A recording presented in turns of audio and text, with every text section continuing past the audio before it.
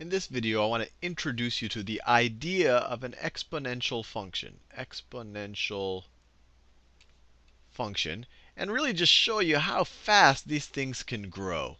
So let's just write an example exponential function here. So let's say we have y is equal to 3 to the x power. Notice, this isn't x to the third power. This is 3 to the x power. Our independent variable x is the actual exponent.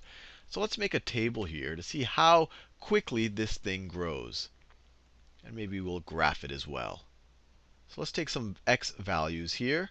So let's start with x is equal to -4. Then we'll go to -3, -2, 0, 1, 2, 3, and 4. And let's figure out what our y values are going to be for each of these x values. Now, here y is going to be 3 to the -4 power, which is equal to 1 over 3 to the 4th power. 3 to the third is 27, times 3 again is 81. So this is equal to 1 over 81. When x is equal to -3, y is 3. Let me do this in a different color. That color is hard to read. Y is 3 to the -3 power. Well, that's 1 over 3 to the third power, which is equal to 1 over 27. So we're going from a super small number to a less super small number. And then 3 to the -2 power is going to be 1 over 9, right? 1 over 3 squared. And then we have 3 to the 0 power, 3 to the 0, which is just equal to 1. So we're getting a little bit larger, but we're going to see we're about to explode. Now we have 3 to the first power. That's equal to 3. Then we have 3 to the second power, right? Y is equal to 3 to the second power. That's 9. 3 to the third power, 27. 3 to the fourth power, 81. If we were to put the fifth power, 243. Let's graph this just to get an idea of how quickly we're exploding. So let me draw my axes here. So that's my x-axis, and that is my y-axis. And let me just do it in increments of 5, because I really want to get the general shape of the graph here. So let me just draw as straight a line as I can. Let's say this is 5, 10, 15. Actually, I won't get to 81 that way. I want to get to 81. Actually, well, that's good enough. Let me draw it a little bit differently than I've drawn it. So let me draw it down here, because all of these values, you might notice, are positive values because I have a positive base. So let me draw it like this. Like that. Good enough. And then let's say I have 10, 20, 30, 40, 50, 60, 70, 80. That is 80 right there. That's 10. That's 30. That'll be good for approximation. And then let's say that this is -5. This is +5 right here. And actually, let me stretch it out a little bit more. Let's say this is -1, -2, -3, -4. And then we have 1, 2, 3, and 4. So when x is equal to 0, we're equal to 1, right? When x is equal to 0, y is equal to 1, which is maybe right around there.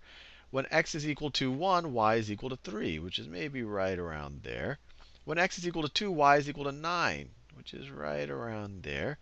When x is equal to 3, y is equal to 27, which is right around there. When x is equal to 4, y is equal to 81. Y is equal to 81. So you see very quickly this is just exploding. If I did 5, it'd go to 243, which wouldn't even fit on my screen. When you go to -1, we get smaller and smaller. So at -1, we're at 1/9. I mean, eventually you're not even going to see this. It's going to get closer and closer to 0.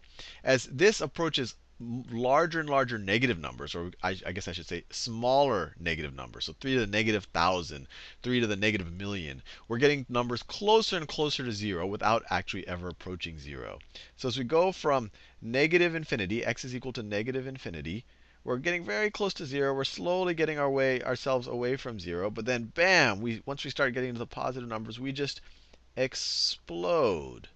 We just explode, and we keep exploding at an ever-increasing rate. So the idea here is just to show you that exponential functions are really, really dramatic. That they're the kind of, well, you can always construct a faster expanding function. For example, you could say y is equal to x to the x, even faster expanding. But out of the ones that we deal with in everyday lives, this is one of the fastest. So given that, let's do some word problems that just give us an appreciation for exponential functions. So let's say that someone sends out a chain letter on, let's say in week 1. Week 1, someone sends a chain letter to 10 people. To 10 people.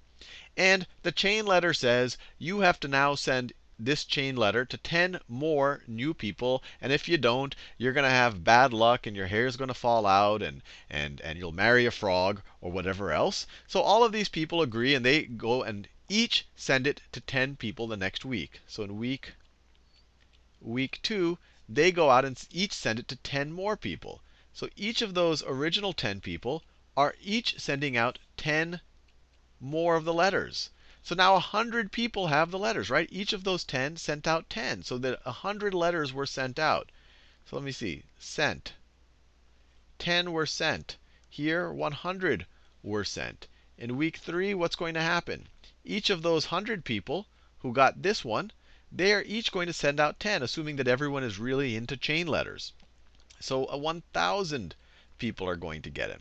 And so the general pattern here is the people who receive it. So in week n, right, where n is the week we're talking about, how many people receive the letter?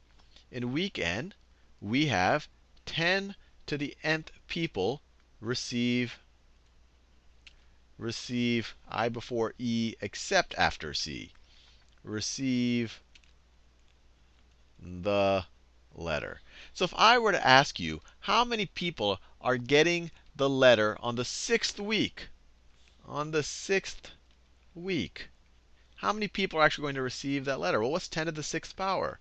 10 to the 6th is equal to 1 with 6 zeros, which is 1,000,000 people are going to receive that letter in just 6 weeks, just sending out 10 letters each.